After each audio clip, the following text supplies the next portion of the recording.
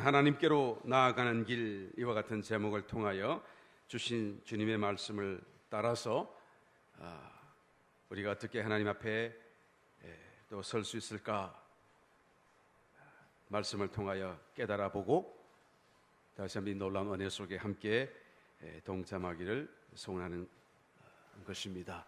우리 모두에게, 전하는 자와 듣는 우리 모두에게 성령의 빛 비추심으로 말씀의 깊이가 깨달아지고 또 이 말씀이 또 우리의 삶이 되어 우리의 존재적인 변화 또 축복으로 채워지게 되시기를 예수님의 이름으로 축원드립니다.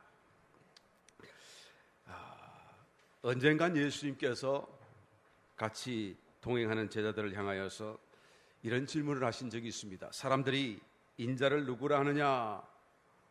예, 세례 요한이라고 합니다. 엘리야 선지자와 같다고 말합니다. 참으로 주님은 대단한 선생이시요 또한 하나님의 선지자이신 것을 사람들이 고백하고 있습니다. 그럴 때 예수님께서는 제자들에게 다시 질문합니다. 너희는 나를 누구라 하느냐? 그럴 때 베드로가 대답하기를 주는 그리스도시요 살아계신 하나님의 아들이십니다. 여러분, 하나님의 아들이다라는 이 고백은 유대인으로서는 감히 드릴 수 없는 엄청난 고백이죠. 하나님은 유일하신 하나님이신데 어떻게 하나님께 또 다른 아들이 있고 또 다른 하나님이 계실 수 있느냐라는 이런 유일신앙에 적극적으로 반대되기 때문에 이와 같은 고백을 드린다는 것은 깨달음에서도 일어날 수 없고 또 자기들의 전통적인 신앙과 삶에서도 결단코 일어나서는 안 될 엄청난 자기들의 입장에서는 참남한 일이요 무례한 신성모독적인 발언이 알 수가 없는 것이죠. 그런데 사실이지 않습니까? 하나님은 그리스도, 주님은 그리스도시고 살아계신 하나님의 아들이시다라는 것, 이것은 도무지 인간의 지식으로 지혜로 깨달을 수 없는 하나님만의 삼위일체되신 그런 비밀 속에서 이제는 베드로는 담대히 고백을 하게 되었는데, 예수님은 이 말씀을 듣자 말씀하시기를 바요나 시몬아 내가 복이 있도다. 이를 내게 알게 하신 이는 혈육이 아니요 하늘에 계신 내 아버지시니라. 내 이름이 베드로가 아니냐? 그러므로 내가 다시 내 이 반석 위에 내 교회를 세울 텐데 음부의 권세가 이기지 못하리라. 너희가 하늘에서 매면 땅에서도 매이고 또 땅에서 풀면 하늘에서 풀리리라. 주님께서 이 사도 베드로의 고백을 근거로 참으로 위대한 계시의 말씀, 정말로 위대한 축복의 말씀을 선포하고 계신 것을 보게 되는 것이죠. 베드로는 이 위대한 하나의 축복과 계시의 중심에 서 있었던 사람이었습니다. 정말로 할 수 없었던 그런 위대한 신앙의 고백을 드릴 수 있었던 사람이었지요. 그런데 이 베드로가 어떻게 되었나요? 주님께서 곤란을 당하시고 묶이고 채찍당하실 때, 이제 그 십자가로 처형장으로 끌려가실 때에 사람들이 베드로에게 너는 저분을 아느냐라고 물었을 때 나는 모른다, 나는 모른다 저주하며 3번씩이나 주님을 부인했던 것을 보게 되는 것입니다. 여러분, 우리가 주님에 대해서 안다고 하는 것은 다만 지식적인 그런 하나의 아는 것이라고 하는 것은 실제적으로 나에게 유익을 주지 않습니다. 내가 아무리 위대한 그런 신앙적인 비밀을 깨닫고 그것이 나에게 주어진 어떤 위대한 지식이 된다고 할지라도 그것 자체로는 나에게 어떤 삶의 변화를 줄 수가 없다라는 것이죠. 베드로가 바로 아주 직접적인 하나의 실예가 되고 있는 것입니다. 베드로가 정말로 자기 입술의 고백처럼 그가 하나님의 아들이신 것을 믿었다고 한다면, 정말로 그것이 자기에게 믿어졌다라고 한다면 어떻게 저주할 수 있었을까요? 어떻게 주님을 부인할 수가 있을까요? 어떻게 그와 같은 자리에서 순교의 그런 자리에 오히려 동참하겠다 하는 그런 하나의 열망 속에 뛰어들지 못했나요? 그것은 바로 다만 지식으로 있는 것은 자기의 신앙에 유익한 것이 아니요 또 자기의 존재를 변화시키지 못하기 때문이다라는 것입니다. 그러므로 우리가 하나님을 알되 지식으로도 알고 또한 체험적으로도 반드시 알아야 될 필요가 있는 것입니다. 예수님의 말씀이 너희는 나를 누구로 아느냐라는 그 질문은 알고 보니, 그리고 지나고 보니 하나님을 믿는 나의 신앙이 정말로 참 신앙인가?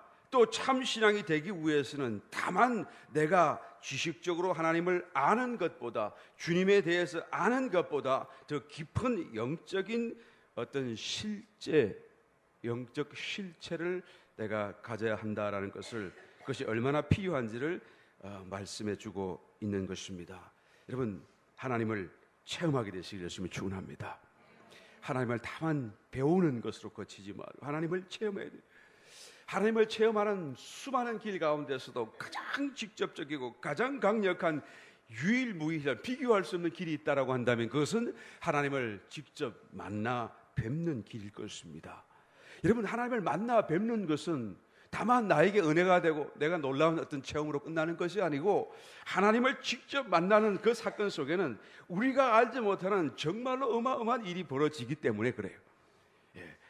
모세가 시내산 위에 올라가서 하나님을 얼굴로 대면했을 때 하나님의 그 영광이 그 얼굴 피부 속으로 스며들고 마침내 그 영광을 다른 사람들에게 비출 때에 보는 사람들마다 두려움에 떨게 했던 것처럼, 여러분, 우리가 하나님을 만나는 그 자리에 설 수만 있다고 한다면 우리는 그 자리에 있기만 하여도 하나님이 내 속에 들어오시는 어떤 사건이 벌어지게 되는 것입니다. 이것은 여러분, 하나님께서 성부, 성자, 성령, 성삼위일체로 존재하시는 하나님의 그 존재 양식과도 또한 일치되는 것이죠. 성부 하나님이 따로 계시고 성자 하나님이 따로 계시고 성령 하나님이 따로 계심에도 불구하고 그분은 서로가 한 분으로 또한 연결되어져 계신 것이죠.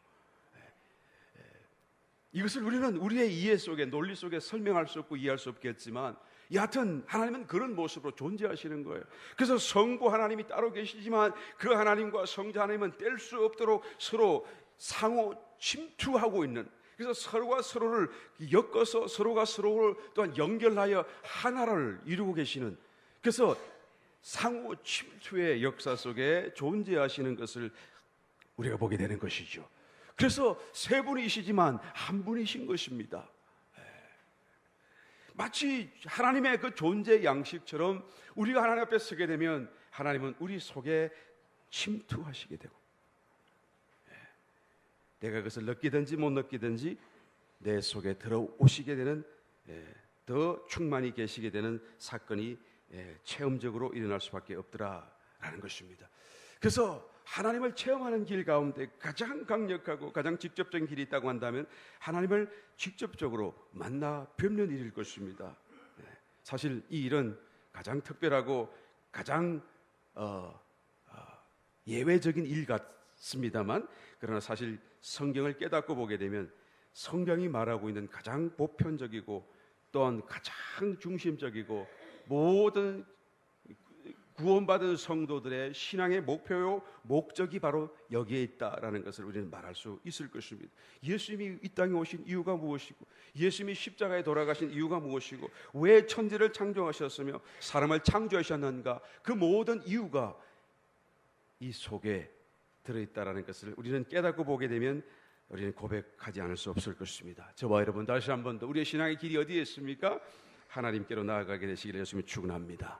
하나님을 더 직접적으로 뵙고 체험할 수 있는 이 놀라운 은혜의 자리에 들어가게 되시기를 예수님의 축원드립니다. 오늘 봉독하신 말씀은 바로 그와 같은 길을 우리에게 예수님께서 직접 제시해 주시는 것인데, 이 길은 세상에 없어요.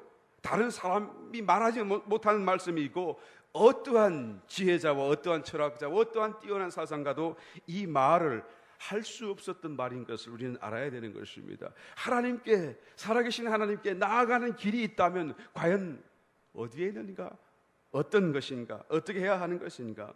여러분, 오직 주님만이 이 말씀을 하실 수 있는데, 오늘 봉독하신 말씀 속에 집약적으로 이 길을 우리 가운데 세 가지로 제시해 주고 있습니다. 저와 여러분 다시 한번 이 말씀의 깊이를 깨닫고 말씀을 따라 하나님을 체험하는 놀라운 축복이 되시기를 다시 한번 예수 이름으로 축원드립니다. 첫 번째로 주님은 말씀하십니다. 예수께서 가라사대 내가 곧 길이요 나로 말미암지 않고는 아버지께로 올 자가 없느니라. 내가 곧 길이다라고 하죠. 주님께서 길이시다라고. 유일한 길이시다. 어떤 길요? 아버지 하나님께로 나아가는 길이시다라는 거예요. 내가 만일 어떤 길 위에 서 있다고 한다면 나는 어디로 향하고 가고 있음을 뜻하는 것일 것입니다. 왜냐? 그 길은 어떤 목적지를 두고 그쪽으로 계속 우리를 인도하기 때문인 것입니다. 내가 만일 주님과 더불어 교통하고 주님과 더불어 교제하고 내가 지금 현재적으로 살고 있다면 나는 지금 아버지께로 향하고 있어요. 왜요? 주님께서 길이신데 그 길은 하나님 아버지께로 우리를 인도하시기 때문이다라는 것이죠. 내가 지금 주님과 교통하고 살고 있다고 한다면 내가 지금 어디론가 가고 있는데 그 어디론가 가고 있는 그 방향은 곧 아버지 하나님께로 가고 있다 그 말씀이죠. 왜요? 주님이 길이시기 때문에. 할렐루야. 내가 곧 길이요 이 말씀은 하나님 아버지께로 나아가는 어떤 방법을 말씀하시는 것이 아니죠. 어떤 지리적인 어떤 동서남북 길을 말씀하는 것이 아니죠. 예수님이 곧 길이시다 그 말이죠. 예수님이 바로 길이시다 그 말이죠. 그런데 그 길은 유일한 길인데 나로 말미암지 않고는, 나로 통하지 않고는 누구도 하나님께로 갈 자가 없는 것은 곧 내가 길이기 때문에 그런 것이다 그 말이에요. 그래서 주님 안에 누구든지 아버지께로 들어가기를 원한다고 한다면, 아버지를 만나기를 원한다고 한다면 유일한 그 길이신 그리스도 안으로 점프인 해야 돼요. 뛰어들어야 돼요. 뛰어든다는 것이 무엇을 말하죠? 예수님과 교통의 삶을 사는, 지속적으로 교제하는 삶을 살아가는 것을 말씀해 주고 있는 것입니다. 이것은 내가 내 자신을 쳐서 말씀을 따라서 그냥 내가 열심히 주의 길을 따라간다는 말씀이 아닌 것이죠. 이 차이를 꼭 알게 되시길 바랍니다. 길 대신 주님과 내가 연합하는 것에 문제인 것이죠. 내가 길 대신 주님과 연합하기만 하면, 그죠? 내가 저절로 그 길 위에서 이제는 하나님 아버지께로 가게 되는 것입니다. 내가 어떻게 해야 합니까? 아버지를 만나려면 내가 무엇을 해야 됩니까? 어떤 선한 일을 해야 되고 또 얼마나 많은 일을 해야 되는 것입니까? 라고 물을 필요가 없는 것입니다. 그저 그리스도 안에서 살면서 그리스도로 인하여 기뻐하고 그리스도와 더불어 대화하고 그리스도와 더불어서 함께 살게 되어지게 되면 그 삶이 곧 길이 되어지고 그 길이 곧 내가 아버지께로 인도하게 되는 주님의 놀라운 약속이요 축복인 것을 성경이 말씀해 주는 줄 믿습니다. 얼마 전인가 한번 뉴스에서 보니까요, 본래 태어나면서 생명으로 태어난 사람이 많이 있는데 그 생명을 가진 사람들은 컬러를, 색깔을 제대로 본래 색깔로 보지 못하잖아요.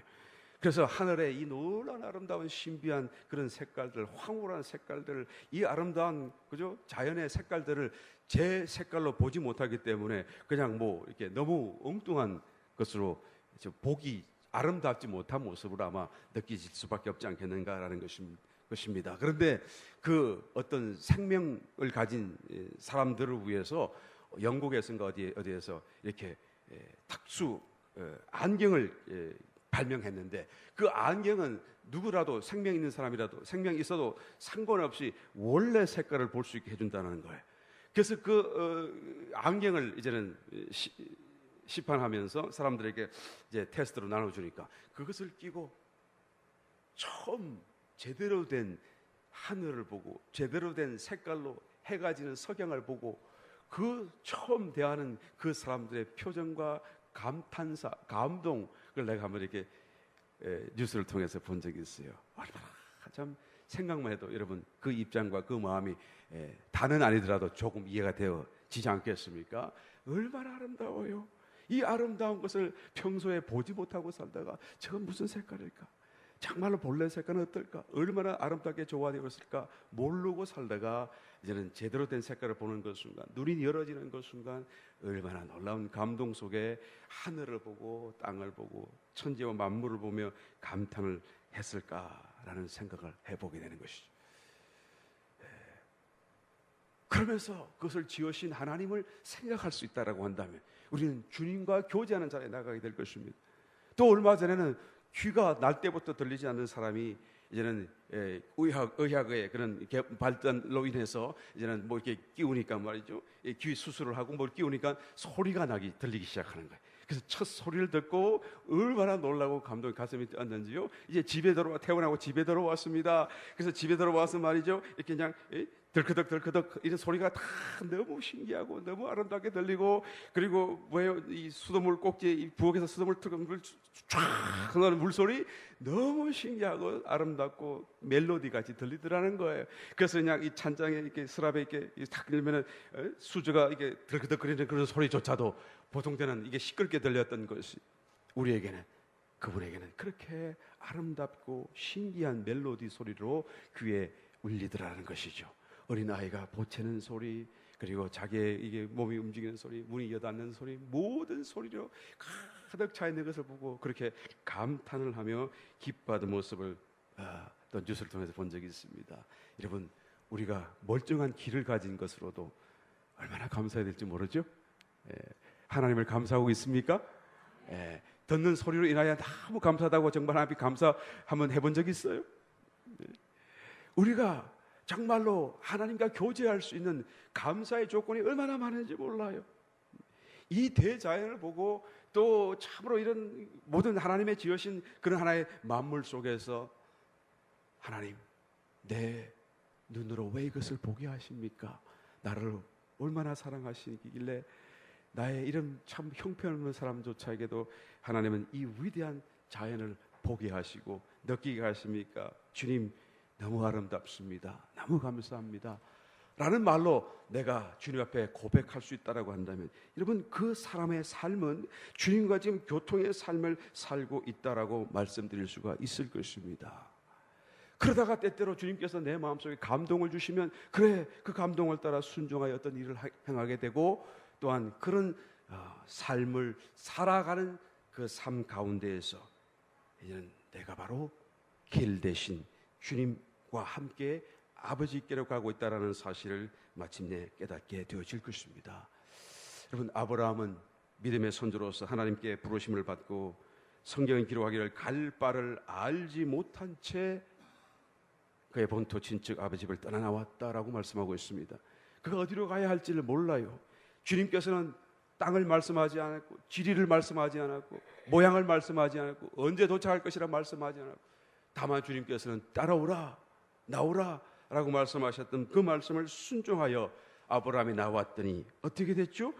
갈 바를 알지 못한 채 길을 떠났지만 결국 하나님을 따라 가니까 하나님이 말씀하시는 그 가나안 땅, 약속의 땅에 이르게 되었다라는 것을 성경이 말씀해 주고 있는 것입니다.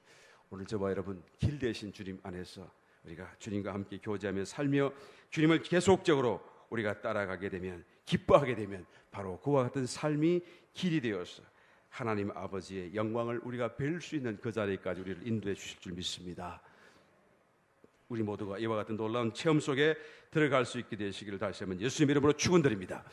두 번째로 예수님은 말씀합니다. 어떻게 하나님께 나아갈 수가 있습니까?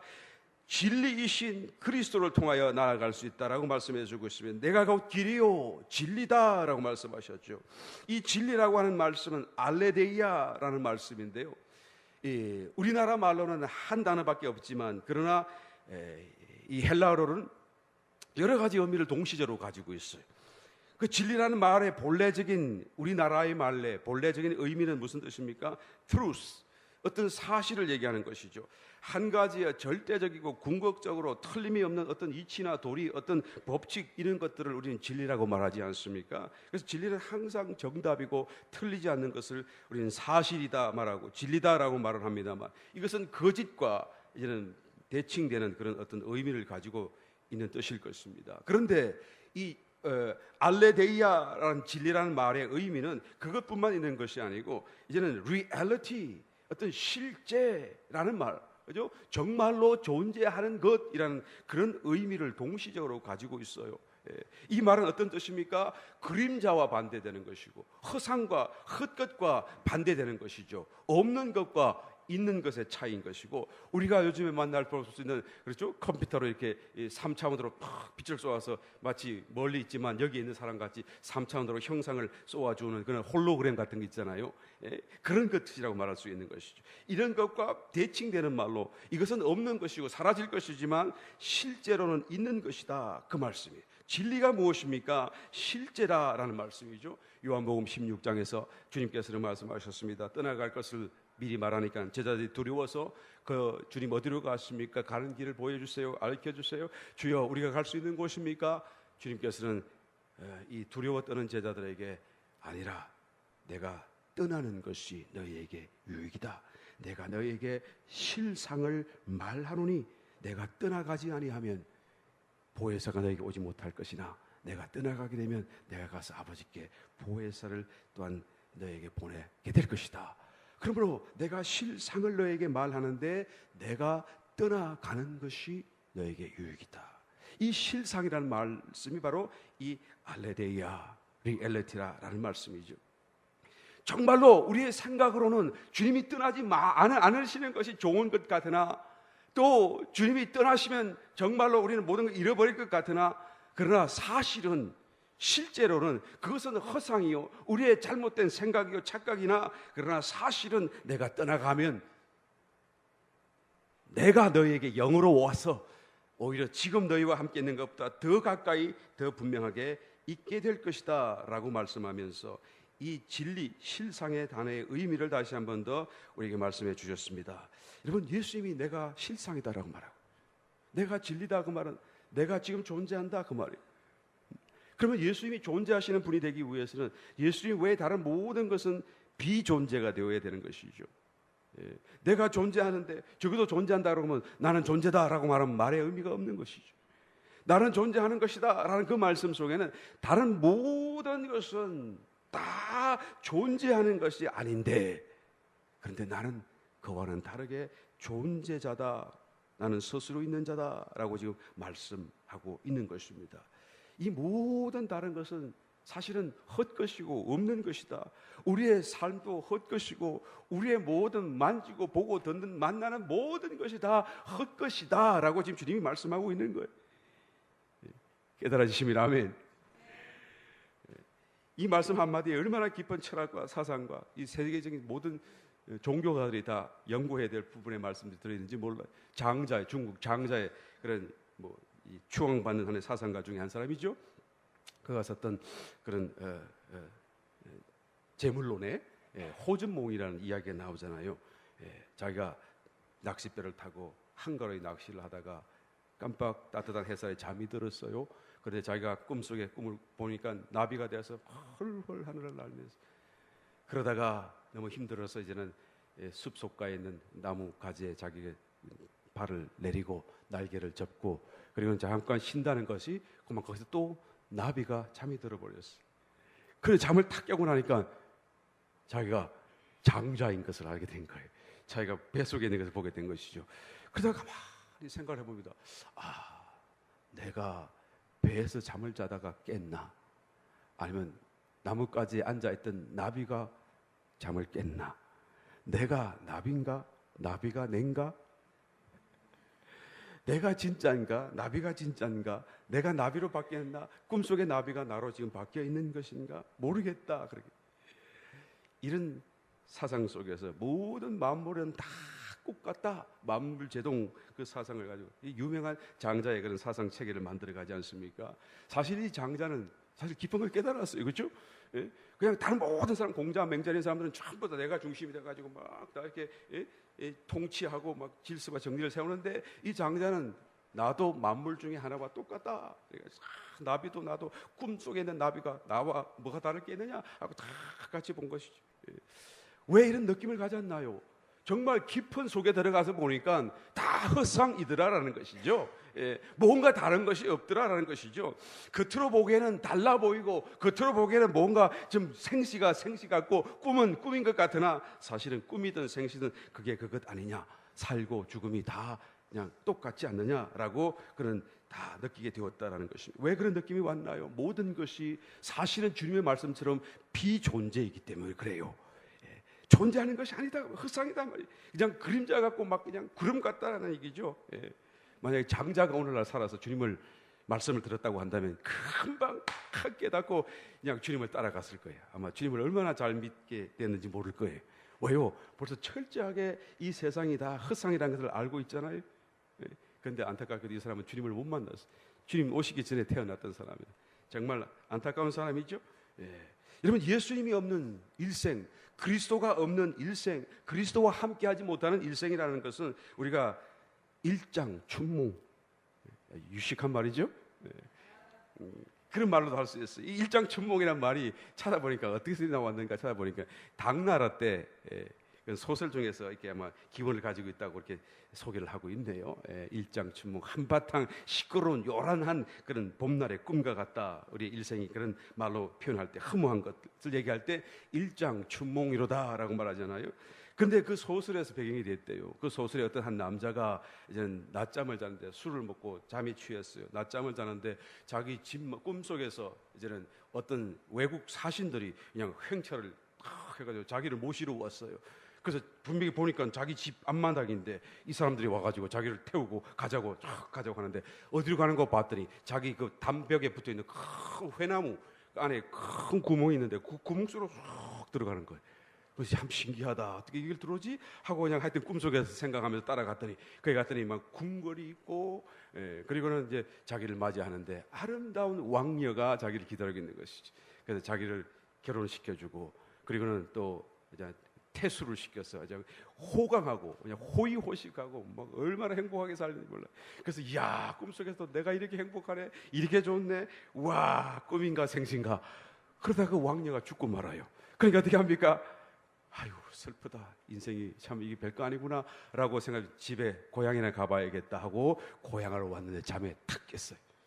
깨서 보니까 여기 집마당이고, 내가 꿈에서 큰 집마당 회나무도 보았는데 신기해서 혹시 그게 그런가 하고 가서 봤더니 회나무에 구멍이 콕 뚫려 있고, 그리고 머리를 이렇게 탁 때려서 한번 찾아보니까 거기에 개미들이 확 왔다 갔다 하는데 개미 왕국이 있더라는 거죠. 그래서 한바탕 봄날에 그냥 쓸데없는 거 확 요란하게 꾸고 그냥 좋았다 어쩌다 그러고 돌아오니까 아무것도 아니더라. 그게 일장춘몽이에요. 내가 무슨 말씀 드리려고 이 말씀합니까? 이런들 어떠하리, 저런들 어떠하리, 만수상들은 시기 얽혀진들 어떠하리. 흥망성쇠의 의미가 어디에 있으며, 어떤 종교에서는 그죠? 우리의 사람이 당하는 번뇌가 몇 가지인가 일일이 한번 세어봤대요. 그러니까 108번뇌. 그거 왜 세요? 세기는 왜? 뭐 그거 센다고 무슨 의미가 있나요? 108개밖에 아마 있겠어요? 얼마나 더 있고 또 더 있으면 어떻고 모자라면 어떻고, 그 왜 세기를 왜 써? 아무 문제 의미가 없잖아요. 아이고, 이 문제만 해결되면 참 내가 행복하겠다, 좋겠다라고 생각하죠. 그 문제 해결되고 나면 정말로 행복할까요? 정말로 내 삶이 달라지고 어떤 정말로 큰 어떤 존재적인 변화가 일어나고 내 중심에서부터 행복감이 일어나게 될까요? 그렇지 않습니다. 모든 것이 일장춘몽이죠. 허상이에요, 허상. 오직 그리스도만이 실상인 것을 믿으시면 아멘. 그리스도와 연결되지 못하면 여러분 아무것도 남는 게 없어요. 잘해봐야 그것이 의미가 없어져 버리는 것이죠. 지나고 나면 다 후회할 일이죠. 지나고 나면 다 꿈 같은 일이고요. 그것은 구름과 같은 헛상이고 헛것이고 거짓이라는 것을 알게 될 때 더 허망함을 느낄 수밖에 없다라는 것입니다. 그런데 주님이 그 실상이시세요. 그리스도가 내가 진리, 내가 실제한다, 나는 사라지지 않는다, 나는 허무하지 않다라고 지금 말씀합니다. 그래서 그리스도를 만나야 돼요. 그리스도를 통하여 정말로 어떤 실상을 내가 얻을 때 영원한 여러분 행복을 우리가 참으로 체험적으로 얻게 되어지게 될 것입니다. 우리가 그리스도를 어떻게 만나나요? 그리스도의 나타나신 부분, 하나님께서 우리에게 나타나신 부분이 되는 그 부분은 오직 말씀이죠. 말씀으로 나타나셨어요. 물론 2000년 전에도 사람의 육신을 입고 나타나신 적이 있습니다만 말씀으로 나타나셨고 지금도 말씀으로 우리와 접촉될 수 있는 유일한 루트를 우리에게 허락해 주고 있는 것입니다. 그러므로 우리가 이 실상이신 주님을 나의 것으로 모시고 나의 것으로 체험하고 이 실상 안에 어떤 것을 내가 참으로 체험하기 원한다고 한다면 우리는 말씀을 접촉해야 돼요. 말씀을 어떻게 접촉할 수 있습니까? 믿음으로요. 믿음으로요. 내가 말씀을 믿음으로 영접하는 그 순간 말씀이신 주님이, 실상이신 주님이 내 속에 오시고 나와 하나 되어지고 나에게 체험되어지게 되고, 그 말씀의 체험으로 인하여 내 삶에는 여러분 이 세상이 줄 수 없는, 변할 수 없는 실제로서의 어떤 체험과 은혜와 의미가 남게 되어진다는 것입니다. 마태복음 28장 20절에 볼지어다 내가 세상 끝날까지 너희와 항상 함께 있을 것이다. 그러면 아멘.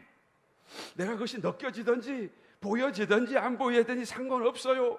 때때로 의심이 든다고 할지라도 그 의심을 단호하게 물리치고 지금 주님이 나와 함께 하신다는 것을 믿음으로 받아들여야 된다, 그 말이에요. 내가 그 하신 말씀을 믿음으로 받아들이게 되면 말씀으로 실상이신 주님이 나에게 체험되어지게 되고, 그 체험되신 주님을 인하여서 내가 길로 아버지 하나님을, 그 영광을 보게 되는 자리에 서게 되는 날로 한 걸음 한 걸음 나아가게 되는 줄 믿습니다. 마가복음 16장 17절 이하의 말씀, 믿는 자에게는 표적이 따르리니 저희가 내 이름으로 병든 자에게 손을 얹은 적 나으리라.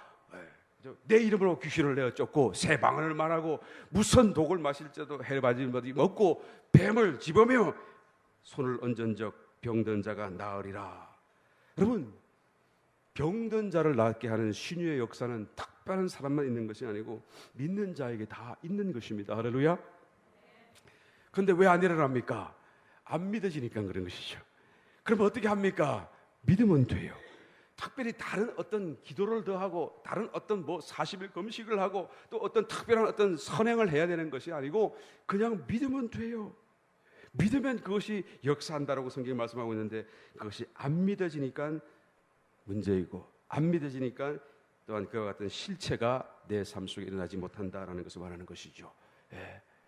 우리의 믿음 없음을 주님 앞에 고백할 수밖에 없어요. 더 믿게 되시기를 예수님 이름으로 다시 한번 축원합니다. 더 믿게 되는 그 길이 실상을 접촉하는 길이고 결국 하나님께로 가까이 나아가는 길이 된다는 것을 주님이 말씀해 주고 있는 줄 믿습니다. 마지막 세 번째로 주님께서는 하나님 아버지께로 나아가는 길을 생명이신 그리스도의 계시의 말씀을 통하여 우리에게 길을 말씀해 주고 있습니다. 생명이 무엇입니까? 기동하게 하는 힘이죠. 움직이게 하는 것입니다. 물론 생명의 그런 정의가 여러 가지 있습니다만, 할 수 있습니다만, 또 단 한마디로 어떻게 요약하겠습니까만은, 그러나 생명이라고 하는 것은 어떤 움직임을 기동하게 하는 어떤 힘이다라고 말할 수가 있을 텐데, 곧 생명이신 그리스도를 통하여 아버지께로 나아간다라는 그 말씀 속에 이 생명의 의미는 그리스도를 생명으로 내가 영접해야 된다. 그래서 내 속에 영접하신 그 그리스도가 이제는 나를 움직이게 하시는 힘이 되셔서 그 힘에 따라 내가 사는 삶을 살아가게 하는 것을 말씀해 주고 있는 것입니다. 베드로전서 4장 11절, 만일 누가 말하려면 하나님의 말씀을 하는 것 같이 하고 누가 또한 봉사하려면 하나님의 공급하시는 힘으로 하는 것 같이 하라. 내 속에 계신 하나님이 나를 주장해서 말하게 하고, 내 속에 계신 하나님이 내 속에 내 팔을 들고 내 몸을 움직여서 참 기쁨으로 감동 속에서 또한 봉사하도록 하라, 그 말이에요. 왜요? 이는 그렇게 함으로써 범사에 예수 그리스도로 말미암아 하나님이 영광을 받게, 그죠? 이 일을 하시는 분이 예수님이다, 그 말이에요. 내 속에서 예수님이 나를 통하여 이 일을 하게 하셨고, 나를 통하여 이 말씀을 하게 하셨고, 이 모든 일의 주체는 예수님이다라는, 그래서 그 예수님 때문에 하나님이 영광을 받게 하시기 위하여 그렇게 하라. 우리는 할 수 있는 존재로 바뀐 것을 믿으시면 아멘 하시기 바랍니다. 우리의 존재가 바뀌어졌어요. 이제는 내 힘으로 사는 것이 아니고 내 속에 계신 그리스도를 따라 살 수 있는 존재로 바뀌어버린 것이죠. 사도 바울은 이제는 마음속에 심령의 매임을 받아 예루살렘으로 올라갔습니다. 그 가는 길은 환란이 기다리고 자기를 포박할 일이 기다리고 자기가 앞으로 어떤 일을 당하고 어떤 순교의 길을 갈지 자기가 알지 못하지만 분명히 엄청난 고난과 시련이 다가올 것을 알고 있었습니다. 이제 곧 로마로 압송되고 이제 로마에서 순교를 당할 거 아니겠습니까? 그런데 이 길을 거부할 수 없더라는 거예요. 내가 이 길을 안 갈 수 없더라는 것이죠. 사도행전을 찾아보니까 그가 그렇게 한 이유는 자기 심령에 매임을 받았기 때문이라고 말했습니다. 자기의 심령에 그것을 꼭 하도록 자기를 계속 매어 끌고 가기 때문에 그렇게 하지 않을 수 없었다라고 고백하는 것입니다. 바로 우리 속에 계신 그리스도의 생명이 그로 하여금 움직이게 하신 것이 아니고서야 어떻게 이런 체험을 고백할 수 있겠습니까? 야복강 나루트에서 밤새 씨름하던 야곱이 이제는 천사요 씨름하다 천사가 그의 환도뼈를 치고 환도뼈가 위골당했잖아요. 그 전까지는 정말로 힘이 세었고 또 지혜가 뛰어났고 자기 꾀가 발라서 무슨 일이든지 자기가 원하는 대로 할 수 있었고 자기가 또 가지고 싶은 건 가질 수 있었던 사람이지만 이제는 환도뼈가 위골되어졌기 때문에 자기 뜻대로 살아갈 수가 없어요. 자기 마음대로 도망갈 수도 없고요. 자기의 생각은 이렇게 있으나 그냥 그 생각대로 움직일 수 없는 그런 존재, 깨어져 버린 존재가 되어졌다는 것을 의미하지 않습니까? 이것은 곧 신약 시대에 살아갈 저와 여러분, 신약 성도들 자신의 힘대로 살 수 없게 된 형편을 미리 예표적으로 말씀해 주는 것입니다. 우리는 우리의 힘대로 살아갈 수 없는 존재가 되어졌고 살아가서도 안 되는 존재로 바뀌어진 것은 우리 속에 또 다른 생명이신 그리스도가 들어오셨기 때문인지 믿습니다. 그리스도를 우리는 따라 살아가는 삶을 살아야 되는 것입니다. 하나님은 스스로 돕는 자를 돕는 것이 아니고 스스로 돕는 자는 자기가 도우니까 내버려 두시죠. 하나님의 말씀에 순종하는 사람, 하나님의 감동에 순종하는 사람, 생명의 그런 감동에 순종하는 사람을 하나님은 도와주실 것입니다. 여러분, 생명이신 그리스도가 하나님께 나아가는 길이 된다는 이 말씀은 곧 생명이신 그리스도를 또한 그 그리스도가 내 속에 오셔서 생명으로서 나를 기동하게 하는 어떤 그런 감동을 따라 사는 사람이 그 삶을 통하여 하나님을 만나게 될 것이라는 말씀인 것이죠. 어떤 성도님이 찾아와서 목사님 더 이상 도무지 나는 못 참겠어요. 왜 그랬습니까? 이제 부부 싸움을 막 신탕하고 해가지고 이제는 도무지 못 참겠어요. 그 다음 말은 무슨 말인지 안 들어봐도 안 기다려도 알잖아요. 말을 딱 끊고 정말 마음으로는 안타깝죠. 그냥 겉으로 얼마나 그냥 싸움을 싸웠겠어요. 본래는 한때는 사랑한다고 만났다가 말이에요. 그러니까 걱정은 참 많이 있었으나 그러나 속 깊은 곳에는 그 말을 듣는 순간 됐다. 오히려 더 참 박수를 치게 되더라고요. 왜 그래요? 이제 내가 도무지 할 수 없다고 그러니까 그러면 이제 당신을 그만하고 당신 속에 계신 그리스도가 하시도록 주님께 자리를 내어주십시오. 이제부터는 주님이 하실 수 있기 때문입니다. 왜? 내가 도무지 할 수 없다는 걸 깨달았기 때문에. 할렐루야. 정말 하나님은 우리의 한계를 뛰어넘잖아요. 하나님의 사랑은 우리의 사랑과 다르잖아요. 우리의 몸속에 있는 그 피를 연구한 사람이 그렇게 기록하는 걸 읽어본 적이 있어요. 우리 속에 피 속에 백혈구도 있고 적혈구도 있는데 말이에요. 이 적혈구는 말이죠. 그냥 골수에서 만들어져 가지고 폐로 올라가지고 산소를 싣고 그리고 온 몸 구석구석을 달리면서 이렇게 그죠? 산소가 필요한 곳은 그 산소를 다 공급해 주는 게 적혈구 하는 일이래요. 그런데 그 산소는 생명과 같은 거잖아요. 적혈구 자기에게도 필요한 거잖아요. 그런데 누가 필요한 것을 만나면 그냥 아낌없이 100%다 줘버려요. 그리고는 조금 있다가 자기는 며칠 있다가 저 멀리 몸 어느 구석에서 죽어져 가요. 자기를 위해서 좀 남겨둘 만도 안 돼 말이에요. 너 다 100%다 줘버려요. 얼마나 사랑이 깊은지 모르겠어요. 그 백혈구는 또 어떻습니까? 백혈구는 이제 몸에 침투하는 그 침략균들, 세균들을 저항해서 싸우는 역할을 하잖아요. 그런데 어떻게 해요? 그냥 들어오면 말이죠. 막 대단하게 싸우고 막 총 쏘고 그럴 줄 알았는데 그게 아니라 욕하지도 않고 나무라지도 않고 너 왜 그렇게 못났니 못생겼니 왜 그렇게 악하냐 나쁘냐 욕하지 않고 어떻게 해요? 그냥 오는 그대로 다 잘났든 못났든 그냥 팔을 활짝 펴가지고 그를 안아버린대. 그러면 그 속에 안기진 이 세포가 말이에요. 처음에 나쁜 짓 하러 들어왔다가 말이에요. 이 사랑을 처음 받아봤잖아. 그러니까 황홀해가지고 녹아져 버린대. 그러니까 평생에 처음 받은 사랑을 받으니까 녹아가지고 그냥 없어져 버리고만. 여러분, 백혈구, 적혈구가 누가 만드셨어요? 하나님이 만드셨어요. 피 속에 있는 생명은 피 속에 있다고 하셨는데 그 생명의 근간 대신 하나님께서 만드신 그 원리와 그 태도가 우리의 육신 속에 또 피 속에 저와 여러분 속에 지금도 흐르고 있어요. 그것을 만드신 분의 사랑이라고 하는 것은 얼마나 위대하고 뛰어날 것인가 우리는 짐작해 볼 수가 있는 것입니다. 우리 속에 계신 주님이 나를 대신해서 사랑하고 나를 대신해서 운행하시고 나를 대신해서 뭔가를 하실 수 있도록 그 생명이신 주님을 인정하고 또한 내어드리고 또 주님을 따라갈 수 있는 저와 여러분 되실 때에 우리의 삶의 끝자락에 우리는 영광의 하나님, 정말로 그대로 계신 하나님, 우리의 눈을 열고 하나님의 실제를 우리가 만나는 그 놀라운 축복이 기다리고 있는 줄 믿습니다. 자, 여러분 다시 한 번 더 주님이 말씀하신 이 말씀을 따라서 우리 하나님께로 한 걸음 한 걸음 우리의 삶을 통하여 더 가까이 나아갈 수 있는 저와 여러분 다 되시기를 예수님 이름으로 축원드립니다.